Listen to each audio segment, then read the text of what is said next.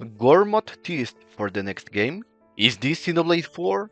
I've been obsessed with this for a while, 2024, discussing online, teasing bits every here and then, trying to add it to different videos throughout the years.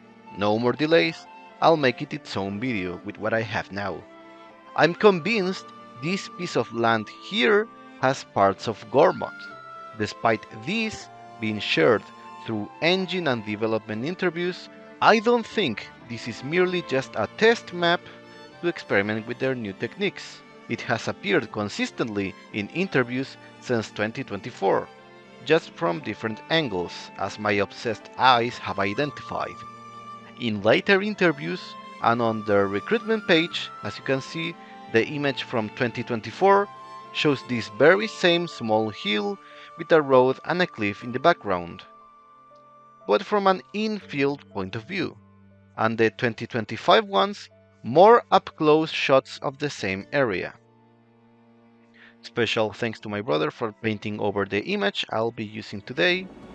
Why do I think it's Gormott? The first thing I identified back then on the website landscape was this rock and the cave. This rock that you can barely see on the left corner has a series of spikes in an orderly fashion. Never used that phrase before, hope it means what I think it does, and resembles many of Gormott fins. I made this model long ago in a failed attempt to recreate this place, and here's some Xenoblade 2 and 3 images for comparison. Along with that, the structure that is on front, the cave, despite being weathered and changed by time, you can see it used to be kinda symmetric, converging in the center above, having plenty of curves that descend to the sides. This is classic Titan formations 101. You can see similar shapes in Gormott, Liftheria, Torna, etc. Overall, it's part of a spine, so by this thing alone, you could say this is related to Xenoblade 2, 3 or 4. First, following the cave being part of the collapsed spine makes the fin-like rock to match this one. It's the second one between the big arc and the spine from left to right. Has the steep inclination and number of spikes on it. Continuing with the Gormott idea, with that fin and the cave, the area I think matches the most would be this part of Milik Meadows, Murmur Rise. It could be Milik Meadows equivalent in the far future. Idea would be that the fin landslided a bit down and the beginning of the spine big fin got eroded or annihilated or terraformed. We have some trees and comparisons for a sense of scale. But that's not all of it. I randomly had a spark of inspiration the other day when I teased this. I checked Xenoblade 2 again. This part here resembled the Xenoblade 2 landmark Boulder Boar Gate. Those pillars, Furby Cave to the right, and it's also just next to the Dawn View Grotto Fin, which is the one in Milik Meadows we talked about as well. So, it keeps matching. There are rocks around its base as well. That would make this area with the other cave the entrance and curvy roof. That cave entrance with curvy roof from Gormott. Just under the Great Spine. We can see in the 3D model there's a rudimentary gate blocking it. It reminds me of the future connected gate in Vives, but we know this place has been occupied by Turkins and other wild enemies in the past. Perhaps it's still Turkin territory? There's a small enclosed elevation here. Could have a chest on it. Seems like an optional path from either of these caves could lead there. The place from where the stream comes would be the remains, eroded and collapsed by time, of the Barnex Plunge waterfall, and the path after it, the left Melnath Shoulder descent, not to be confused with the right Melnath Shoulder from Xenoblade 3. And that would make the small elevated platforms to the right the ones to the other side of the waterfall. Most of Gormott was hollow. That plus erosions plus worlds fusing leveled lots of things and rose otters. Most of this area was annihilated in base Xenoblade 3. There's also assets that seem to be flowers from this region, and there seems to be a ditch, small valley or hole area with remains of a pillar. Doesn't seem to be filled with water yet, but there must be a reason to go there. Unique monster? Or you fall from the cliffs and arrive there with no return?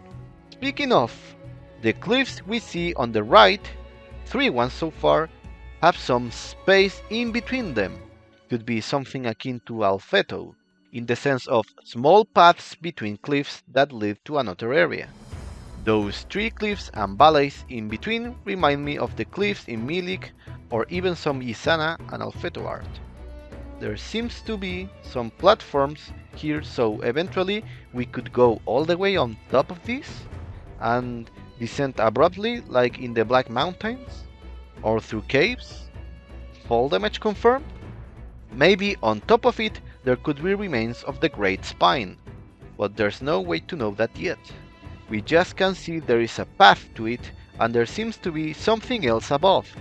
Gives me Talon Rock vibes. On the top part, as said, we could expect something akin to Milik, with remains of the Bionis arcs, even more weathered down, other rivers, etc.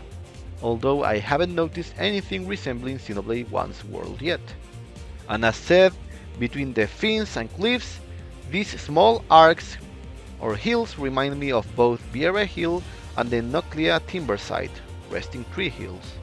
Regarding the mysterious tower though, when we see Gormott before Ionios in 3, the blue fins are on the left instead of the right.